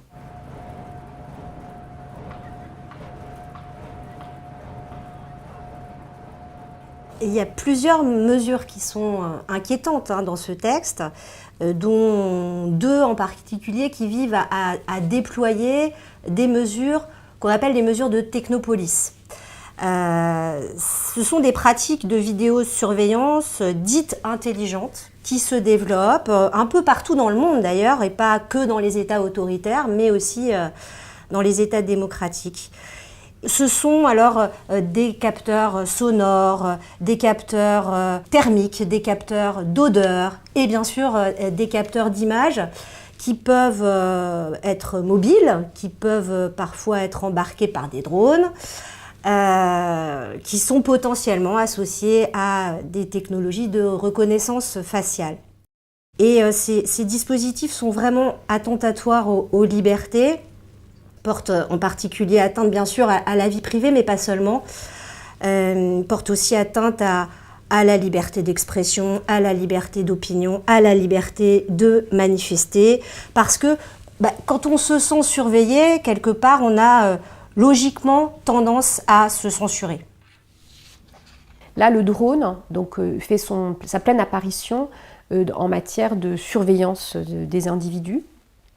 Alors, nous dit-on, le texte essaie de nous rassurer en listant les hypothèses dans lesquelles les drones pourront être utilisés. En réalité, ça n'a rien de rassurant parce que les hypothèses sont extrêmement importantes, aussi importantes que celles qui sont prévues en matière de vidéosurveillance autrefois et de vidéoprotection aujourd'hui. Quand il y a une manif, quand il y a des endroits criminogènes, aussi vague que soit cette définition, on peut y aller avec des drones patrouillés. Et là encore, 2 choses. Ça permet, donc c'est une surveillance, c'est percevoir le citoyen comme une menace, donc recourir à des outils militaires contre lui. Et ça permet aussi, encore une fois, d'économiser du temps policier. La préfecture de police a utilisé des drones en mai dernier à Paris pour surveiller le respect des règles de sécurité sanitaire pendant la période du déconfinement. Et le Conseil d'État, donc la plus haute juridiction administrative française, a demandé à l'État de cesser la surveillance immédiatement, cette surveillance par drone, donc immédiatement, parce que la captation d'images qui était réalisée par ce procédé, selon le Conseil d'État, correspondait à un traitement de données personnelles. Ça signifie que ce procédé permet d'identifier les personnes. Malgré la décision du Conseil d'État d'interdire le survol par drone, les autorités de police ont continué à effectuer ces survols, donc la décision de justice n'est pas respectée. L'article 28 bis de la proposition de loi est assez intéressant puisqu'il permet aux entreprises de transport de doter leurs moyens de transport, donc leur matériel roulant, bus, tramway, etc., de caméras frontales qui vont en fait capter l'ensemble de la voie publique. Et donc c'est l'ensemble des individus qui se trouvent sur le trajet de ces moyens de transport qui vont être captés. Que ces individus d'ailleurs soient des usagers du service de transport ou non. À Paris par exemple, un bus en heure de pointe passe toutes les 3 minutes. Et donc si on collecte l'ensemble des images de tous les moyens de transport durant les horaires d'ouverture de ce service, eh bien on aura une surveillance quasiment continue de 6h du matin à 23h, minuit le soir. L'usage des vidéos par les entreprises de transport, on nous dit ça va être à titre expérimental, de sorte que les entreprises de transport privées vont devoir acquérir du matériel vidéo extrêmement cher pour que dans 2 ans, le gouvernement leur dise « Ah ben non, finalement, vous me jetez tout ça à la poubelle, ça va. » Bon, ben non. On a donc ce nouveau système de caméras frontales et d'un autre côté, on a ce dispositif de surveillance qui existe déjà à l'intérieur, cette fois-ci, des moyens de transport ou dans les emprises immobilières des services de transport, donc les abribus, etc., qui, lui, existait auparavant, cette proposition de loi, mais qui était très limité. Il était limité à l'existence de circonstances qui laissent penser que se déroulerait bientôt une atteinte aux biens ou aux personnes, donc une infraction pénale. Mais cette finalité, elle cède.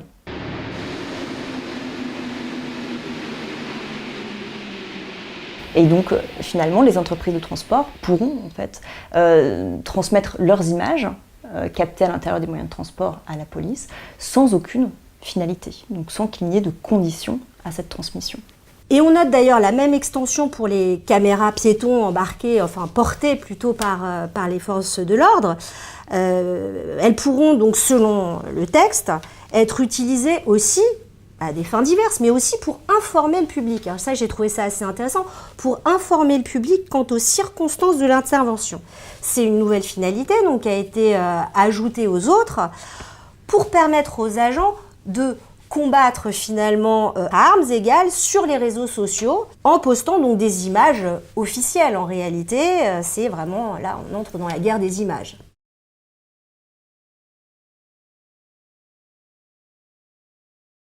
Le système de surveillance dans lequel on est entré passe beaucoup par aussi des délégations auprès d'opérateurs privés qui opèrent une surveillance à des fins sécuritaires pour l'État. Les opérateurs télécommunications, les opérateurs bancaires qui ont des informations considérables sur nos vies privées aussi, les opérateurs de transport qui de plus en plus, si vous remarquez, demandent des informations quand on prend un billet, notre date de naissance, notre nom, etc. Où il y a de moins en moins, on ne prend plus comme autrefois un billet anonymement. Et donc la tendance, elle va être vouloir à recouper tout ça, parce que plus on recoupe, plus on aura d'informations et plus on aura l'impression de contrôler. De même, la proposition de loi sécurité globale est très vague sur les personnes habilitées à mobiliser ces outils de technosurveillance. Longtemps, la CNIL exigeait que pour visionner, on pouvait enregistrer, mais pour visionner, il fallait un officier de police judiciaire qui se transporte sur place, qui procède à l'extraction et qui fasse un beau PV en règle de l'extraction des images. Là, plus du tout, c'est vraiment open bar, tout le monde peut regarder, la police municipale, la gendarmerie, on transmet en direct. Et puis, on peut aussi s'inquiéter du fait que le texte n'interdit pas explicitement le recours à des tiers privés pour visionner, traiter ces images. Le public doit être informé de la présence de caméras. Donc on le comprend pour la vidéoprotection, il y a un petit panneau qui indique cela au grand public. Pour les drones, on a un peu de mal à comprendre où est-ce que l'information figurera. Alors là, l'information des citoyens de l'utilisation de ces dispositifs n'est pas du tout assurée. Le texte prévoit que le public sera informé par tout moyen. Mais immédiatement, le texte ajoute qu'il ne sera pas informé, donc le public ne sera pas informé si les circonstances l'interdisent. Donc voilà, on est un peu surpris, on attend quand même quelques précisions sur ce point. Se pose aussi la question de l'efficacité du point de vue de l'objectif de sécurité publique qui est poursuivi. Parce que la Cour des comptes a quand même rendu un rapport en octobre dernier dans lequel elle relève qu'il n'y a aucune étude qui démontre que l'installation des dispositifs de vidéoprotection permet effectivement donc de faire baisser les taux de délinquance ou permet corrélativement d'augmenter les taux d'élucidation d'affaires, alors que ces dispositifs sont quand même très coûteux. Et à la captation d'images s'ajoute la captation de sons, d'odeurs. Il y a des expériences, il y a des expériences à Saint-Étienne qui sont mises en œuvre en ce moment. Et se développe une surveillance finalement de toute manifestation d'anormalité. Dans la surveillance de masse, il y a un côté aussi rassurant, c'est que de toute manière, on n'est pas capable de traiter toutes ces informations. Et que le jour où on en sera capable, parce qu'il y aura une place très importante donnée à l'intelligence artificielle qui sera capable de tout traiter de façon automatique, là, ça sera plus inquiétant à mon avis. Aujourd'hui, en fait, il y a un côté à la fois inquiétant dans la surveillance de masse, mais aussi rassurant parce qu'on peut se dire que ces données qui nous sont personnelles, elles sont noyées dans tellement de choses qu'en fait, personne n'y fera attention. Mais enfin, dire ça, c'est aussi valider d'un certain côté la surveillance de masse. Comme ceux qui disent « j'ai rien à me reprocher, donc je m'en fiche ». Bah non, c'est pas aussi simple. Il y a bien des données sensibles qui vont être révélées par ces images. Donc il faudrait qu'elles soient particulièrement protégées. Et le texte ne voit pas les choses sous cet angle. Il n'interdit même pas le couplage de ces dispositifs avec les technologies de reconnaissance faciale. Et compte tenu du contexte sécuritaire dans lequel la société évolue aujourd'hui, refuser quelque part de l'interdire, parce qu'il y a des amendements qui avaient été déposés pour interdire le couplage avec des technologies de reconnaissance faciale. Ces amendements ont été rejetés. Ça signifie que quelque part ce texte, en n'interdisant pas le recours à ces technologies, les accepte. On a effectivement 2 points en la matière. Le premier point, c'est le développement d'une surveillance passive globale de la population. Ça, c'est les articles 20 à 20 ter, qui donc élargissent tous les champs de ce qu'on peut filmer, comment on peut le faire et pourquoi on peut le faire. Ce qui me paraît intéressant là-dedans, c'est de le mettre immédiatement en relation avec le livre blanc sur la sécurité intérieure de 2020 qui vient de sortir et dont toute la dernière partie est consacrée à renforcer la capacité technologique de la police, mais aussi renforcer l'utilisation dans la sécurité intérieure de l'intelligence artificielle. Donc là, on voit bien qu'effectivement, il y a quelque chose à 2 bandes qui se joue. La loi sécurité globale va ouvrir la possibilité de collecter des images de manière considérable, et sur le fondement du livre blanc, une fois qu'on sera un peu techniquement au point, on mettra en place les outils d'intelligence artificielle, identification faciale et autres, qui vont compléter ce dispositif. Cette loi, elle va dans le sens d'une société panoptique. Elle va clairement dans le sens, mais c'est pas la première. C'est pas la première, ça n'est certainement pas la dernière. Ce qui est intéressant, c'est qu'effectivement, au lieu d'avoir un basculement, comme on en a connu historiquement, dans un système autoritaire, on a une construction progressive par petites touches, comme Tocqueville l'avait pressenti au XVIIIe siècle et au début du XIXe siècle, en disant, voilà, c'est les États, les démocraties libérales, ce qui menace la démocratie libérale, c'est cette dérive lente et par petites touches vers un système qui garantisse de moins en moins les droits au nom de la protection de la sécurité. Et là, effectivement, si on juxtapose cette dizaine de lois que nous avons eues, loi Cazeneuve de 2014, loi Urvoas renseignement 2015, les différentes lois antiterroristes de 2016, juin et juillet, la loi d'octobre 2017, la loi sur les casseurs de 2019, la loi, voilà. Si on juxtapose toutes ces lois, eh bien on est complètement là-dedans. C'est-à-dire à chaque fois, par petites touches, les libertés disparaissent. Et de temps en temps, le législateur trouve des astuces. Et je vais vous en citer une. La loi du 30 octobre 2017, la première loi sécuritaire Emmanuel Macron. À peine arrivé, Emmanuel Macron, en effet, a souhaité sortir de l'état d'urgence et de façon que je crois pouvoir qualifier de malhonnête, intellectuellement, on est effectivement sorti de l'état d'urgence par une astuce en intégrant dans le droit commun un certain nombre de dispositions de l'état d'urgence. Ce qui fait qu'aujourd'hui, nous sommes dans une sorte d'état d'urgence permanent. Et une des grandes craintes que l'on peut avoir concernant l'état d'urgence sanitaire, c'est qu'il en reste des traces ensuite dans le droit commun. Au vu de ces enjeux d'ailleurs, je regrette, mais nous regrettons collectivement que le législateur, en tant que législateur, que ce texte n'ait pas été éclairé ni par une étude d'impact, ni par un avis préalable du Conseil d'État. En réalité, cela est d'autant plus dommageable d'ailleurs que le gouvernement lui-même ne s'est pas caché d'avoir tenu la plume des auteurs de la proposition de loi, ce qui est tout de même singulier.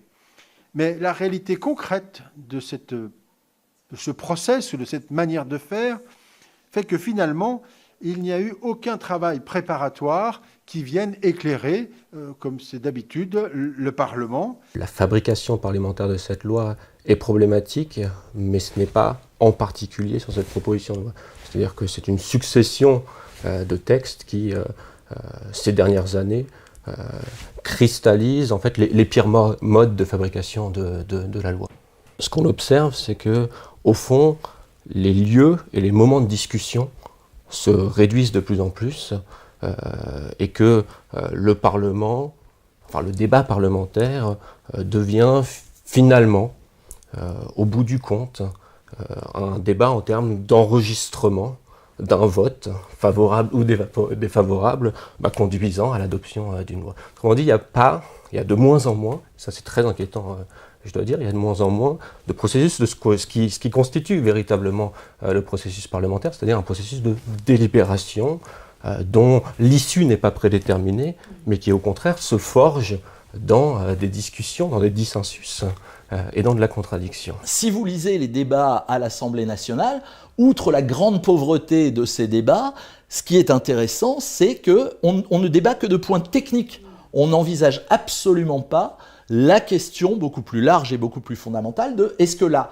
représentation nationale accepte le changement de paradigme sur la conception de notre sécurité que propose l'exécutif. En réalité, le nombre de personnes qui sont intervenues dans la préparation de ce texte est extrêmement limité. Il est extrêmement limité, c'est-à-dire que on a un débat parlementaire qui dévoile, en vérité, des phénomènes de concentration des processus de décision qui, à nouveau, je répète ce point, est extrêmement inquiétant. On est dans une séquence législative où la loi qui dirige ou qui gouverne l'action de la police est une loi qui est élaborée au bon vouloir des forces de police, à la demande des forces de police. Le gouvernement ne s'en cache pas, Gérald Darmanin, pour la loi sécurité globale, dit que le titre, les articles 23 à 25 de renforcement de la protection, c'est un cadeau fait aux policiers. C'est quelque chose que voulaient les syndicats de police et que lui va dire. Avec une logique qu'on reverra dans la vidéoprotection, enfin dans la vidéosurveillance, qui est que ce qui est techniquement possible doit devenir juridiquement faisable. Ou ce qui est techniquement faisable doit devenir juridiquement possible. Donc en tous les cas, le rôle du législateur, c'est mettre à la disposition de la police les instruments dont elle estime avoir besoin. La proposition de loi permet en effet aux policiers et aux fonctionnaires, aux fonctionnaires de police et aux militaires de la gendarmerie de porter leur arme, y compris dans les établissements recevant du public. Donc c'est ça l'extension dont vous parlez. Je peux vous donner des exemples, le cinéma, les magasins, les lieux aussi de service public, ou même des magasins alimentaires, tout simplement, dès lors que le magasin est ouvert au public. Après, les conditions de ce port d'armes vont être précisées par un décret, et donc c'est encore une fois l'exécutif qui cadrera vraiment en fait cette possibilité de porter une arme hors service et non plus le législateur. Ce qu'on voit, ce qu'on constate, c'est un décalage en réalité entre ce titre très court et les dispositions qui suivent, qui sont une longue liste de dispositions extrêmement techniques aussi pour le juriste et aussi pour le pénaliste. Ce qui me pose en tout cas des difficultés, parce que si ce texte est technique pour les spécialistes, il est, on peut le dire, carrément incompréhensible pour le citoyen lambda et le justiciable lambda. Mais le problème, c'est qu'elle est également incompréhensible par ceux qui la font, c'est-à-dire par les parlementaires. Et on a des exemples très nombreux ces dernières années de situations dans lesquelles les parlementaires arrivent à se retrouver dans des situations où ils adoptent des textes dont on observe par discussion avec eux qu'eux-mêmes n'ont pas bien saisi la portée du choix politique qu'ils ont juridiquement concrétisé par un vote favorable dans cette loi. Donc il y a des projets politiques, il y a un projet politique qui est très clair derrière, qui est indéniable, mais qui est largement invisibilisé, comme vous le disiez, par la technicité du texte et par le mode de fabrique parlementaire qui conduit à court-circuiter toute forme de débat. À partir du moment où le texte lui-même est très prédéterminé, on constate que les seules choses qui arrivent à le faire dévier, c'est justement une pression qui se fait en dehors de l'enceinte parlementaire et qui vient en particulier de la rue. C'est peut-être très bien que la rue se réapproprie ces débats-là, mais par contre, ce qui est très problématique, c'est que ce soit le seul endroit où, par une montée populaire, on arrive peut-être sur certains points, avec énormément d'échecs au bout du compte, mais peut-être sur certains points, à faire un peu dévier le débat parlementaire. Et c'est très exactement ce qui s'est joué s'agissant de l'article 24 de la proposition de loi. Orwell was right, Orwell avait raison, ou bien floutage de gueule, souriez, vous êtes filmé, ou encore sécurité globale égale dictature générale, une grave atteinte à la liberté d'informer, c'est ce que dénoncent les manifestants réunis par milliers ici sur le parvis du Trocadéro. Dans la foule rassemblée, il y a des élus, des militants politiques, des membres des associations, mais aussi des gilets jaunes. On observe une certaine convergence autour de ce texte, autour des opposants à ce texte. Et ce, alors même qu'après plusieurs jours de polémique, le gouvernement a dû, vous le savez, revoir sa copie. Alors le texte prévoit, je le rappelle, que sera punie la diffusion d'images des forces de l'ordre dans le but, je cite, manifeste qu'il soit porté atteinte à leur intégrité physique ou psychique. Donc qu'est-ce qu'on peut dire de ce texte ? D'ailleurs, d'une part, qu'il est très mal rédigé, et d'autre part, qu'il est inapplicable en l'état, puisqu'on ne peut, en tout cas ce sera extrêmement difficile, on ne peut pas savoir, on ne pourra jamais prouver qu'un individu diffuse dans le but manifeste qu'il soit porté atteinte à l'intégrité physique ou psychique. C'est quasiment impossible à déterminer. Ce que l'on peut dire, c'est que depuis plusieurs années maintenant, on assiste à une anticipation de la répression, c'est-à-dire que la répression repose non plus simplement sur des faits matériels d'atteinte patente à l'intégrité, par exemple, non plus simplement sur la tentative, c'est-à-dire le commencement d'exécution de telles atteintes, mais de façon plus précoce encore sur le simple fait de préparer, et encore plus précoce ici, sur le simple fait d'avoir l'intention. Or, l'intention, en droit pénal, n'est pas punissable. On ne punit pas quelqu'un parce qu'il a la simple intention, pour la simple et bonne raison qu'on ne connaît jamais l'intention de l'autre, et qu'on n'a pas à la connaître d'ailleurs. Mais ce texte, il est à la fois inapplicable et dangereux. Dangereux, pourquoi ? Parce qu'en réalité, il consacre, on pourrait retenir cette expression que j'ai déjà employée d'ailleurs dans d'autres lieux, qui est celui de délit procédural. En fait, il ne sert qu'à une chose, c'est de permettre à la police d'interpeller des individus pour les placer en garde à vue, avec un support, qui est le support de ce texte, tout en sachant qu'on ne pourra pas les punir sur le fondement de ce texte. Il ne faut pas imaginer qu'une infraction pénale, ça fonde uniquement une condamnation pénale. Ça fonde uniquement une peine. Ça fonde en amont d'une condamnation et d'un procès une intervention policière, qui repose sur des bases beaucoup plus larges que ce que va décider le juge, puisque ça repose sur une base de suspicion. Sur le délit d'intrusion dans les établissements d'enseignement supérieur, comme dans ce texte-là, ce qui est pénalisé, c'est un comportement qui est a priori totalement licite. Dans le délit d'intrusion dans les établissements d'enseignement supérieur, c'est le fait de pénétrer sur un campus, ce qui est a priori tout à fait licite. Et ici, dans l'article 24, c'est le fait de filmer une intervention policière, ce qui relève de la liberté d'expression. Donc dans le premier cas, c'est la liberté d'aller et de venir. Dans le second cas, la liberté d'expression. Et on vient pénaliser ces deux comportements. Pourquoi ? Parce qu'on suppose, on présume que ces deux comportements sont faits dans l'intention de porter atteinte à autrui, sans que ça ne soit nullement étayé par quelques faits matériels. Et en cela, c'est extrêmement préoccupant parce que ça constitue une atteinte à nos libertés individuelles, sans que ça repose sur un fait matériel palpable, précis. Et donc c'est une atteinte inadmissible à nos libertés individuelles. Quelle idée absolument saugrenue que d'empêcher de filmer dans la rue, que d'empêcher de faire des photos, à une époque où tous les jeunes ont un portable dans leur poche et où ils s'écrivent entre eux en échangeant des photos, où ils s'informent les uns et les autres, comme on peut le faire par mots, on peut le faire par photo. Mais comment avoir même pu penser qu'on allait limiter la prise de photos dans l'espace public ? Ce qui constitue, disons, le fil conducteur des différentes dispositions de cette loi. Ce qui fait tenir ensemble les différentes dispositions de cette loi, par-delà la portée technicienne dont on parlait précédemment, des dispositions une à une prises isolément, c'est que toutes traitent de la question du rapport du public à l'espace public.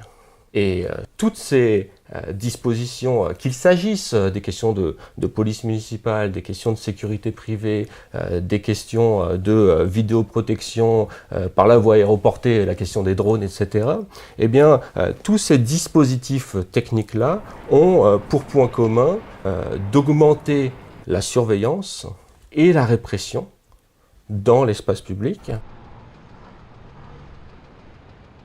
Et cet espace public, il ne faut pas perdre de vue que, justement, on a historiquement cherché, à plein d'époques différentes de l'histoire, et jusqu'à, finalement, il n'y a pas si longtemps dans l'histoire du droit occidental, à le penser pas seulement en termes de grande liberté, mais à le penser comme un espace collectif où tout individu est chez lui.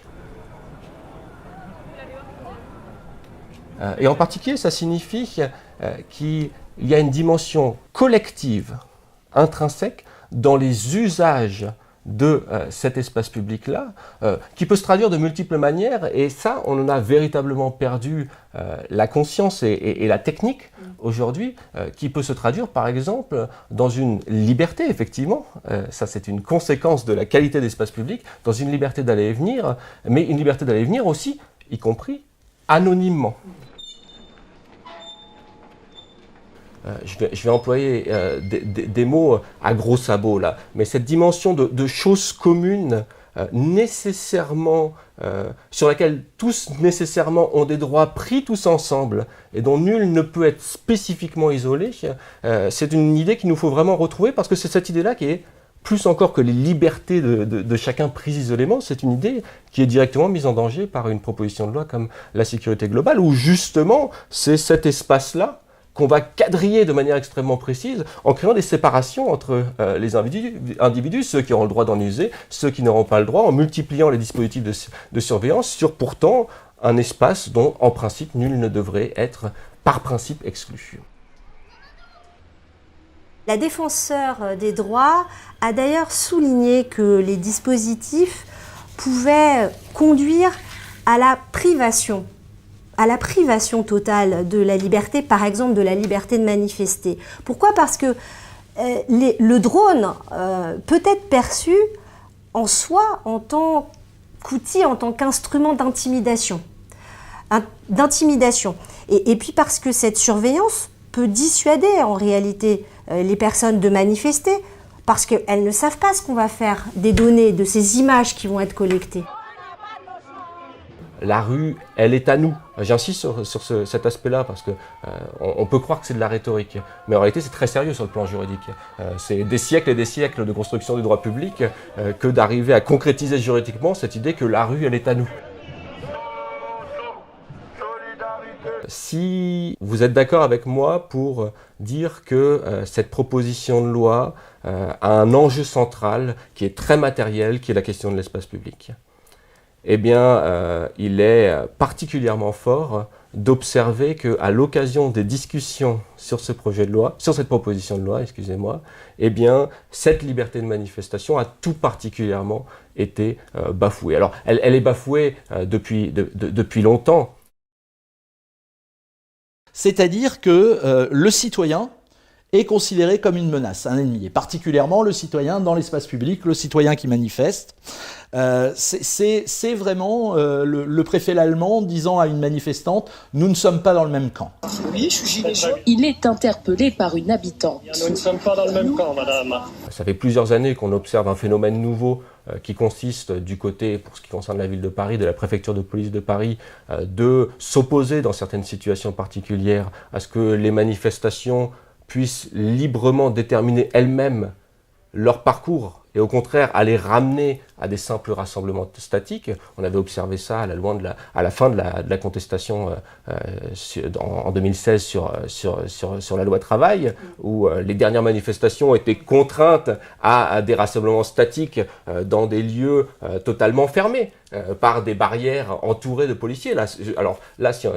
On ne peut pas mieux matérialiser la question de fermeture de l'espace public que ces places fermées de tous côtés, dans lesquelles on va seulement à cet endroit-là autoriser les gens à manifester. Mais en maintien de l'ordre, en tous les cas, ça confirme cette logique de le citoyen, le manifestant, c'est un ennemi. Ça n'est plus un citoyen qui n'est pas content.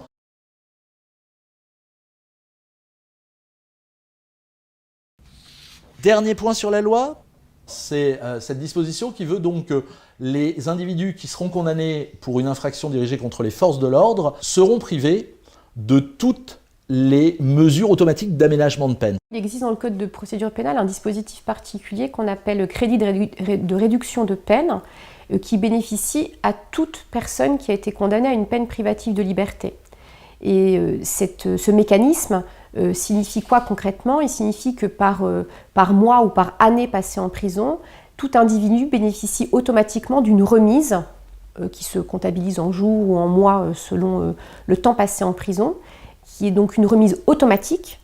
Or, ici, à quoi on assiste? On assiste à une espèce de cadeau qui est fait aux policiers en réalité, puisque pour les personnes qui auraient été condamnées pour des infractions certes graves commises à leur encontre, eh bien ces personnes-là seront privées de crédit de réduction de peine.